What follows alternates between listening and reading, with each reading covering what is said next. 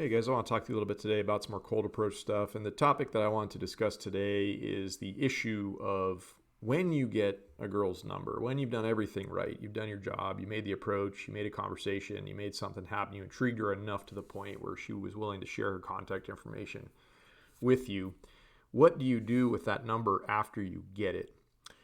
I think there's a little bit of just something important here that I think can sometimes ironically be enough to deter the person's attention if you do this wrong, quote unquote, let's say. And I really hesitate to use the word right or wrong or just the general idea of having a strategy. I hate that concept because I think if things are really clicking and somebody has sky high interest in you, that you could do a lot of things, quote unquote, wrong, and they're still going to want to involve themselves with you. But I think just in general, I'm only speaking from my experience and what I've seen and done in my life. And after doing so many of these approaches and seeing so many situations go different ways, that's all that I'm trying to advise you on here today. Is just, like I said, my tack with regard to what you do with the number after you get it. So I'm very specifically talking about how soon you contact the woman after you get her number.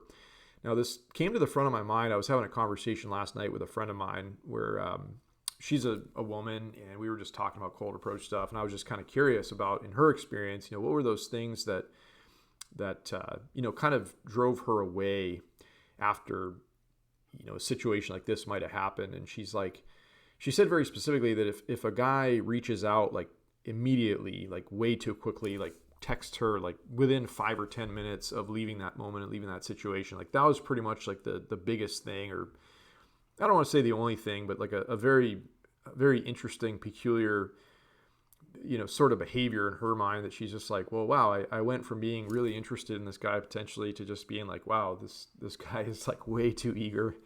And in her words, she kind of felt like it was a little bit of a red flag. And it was interesting because, like I said, you could have had this situation where everything went right, everything was done right, and you kind of shoot yourself in the foot in a way when you do that. So my only advice to you guys, as I'm always saying, do whatever you think is right, do whatever you feel like you want to do. But in my experience, here's how it's gone down for me. If I met a woman today, let's say, I always did the same thing with these situations. I would text them the next day at the end of like the business day, so around like 5 or 6 p.m. at night.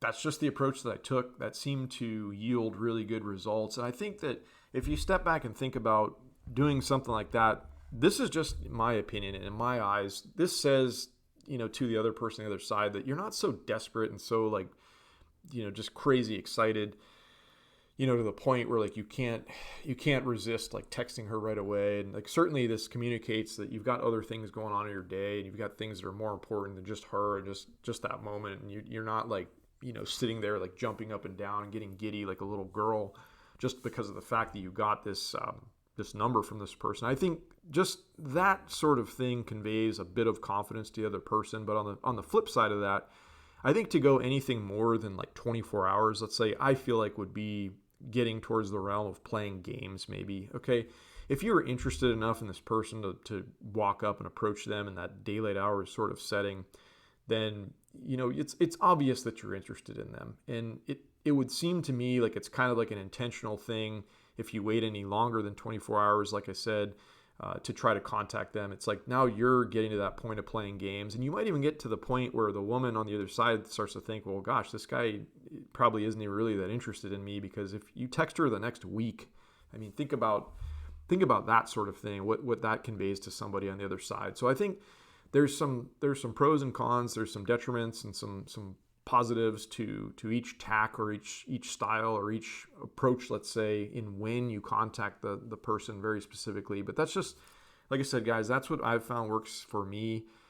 I encourage you to try that same thing. I think that it's kind of a good middle ground, like I said, within 24 hours after meeting the person. But like I said, very specifically, the next day at the end of the business day. Like, so it's not like super late at night. It's just kind of like a normal time But I think it gives the woman a little bit of time to just process the moment. And, hopefully if you've intrigued her enough, she's kind of thinking about you the next day, maybe like with her work day or whatever she's doing with her day. And it's like she just about the end of the day when she might, be starting to think, where, where'd this guy go or what's up with this guy or whatever.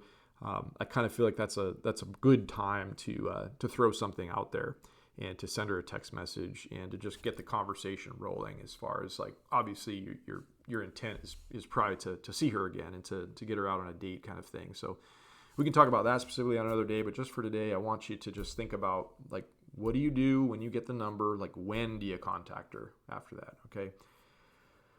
Hope that makes sense, guys. Hope you're having a wonderful day. Talk to you soon.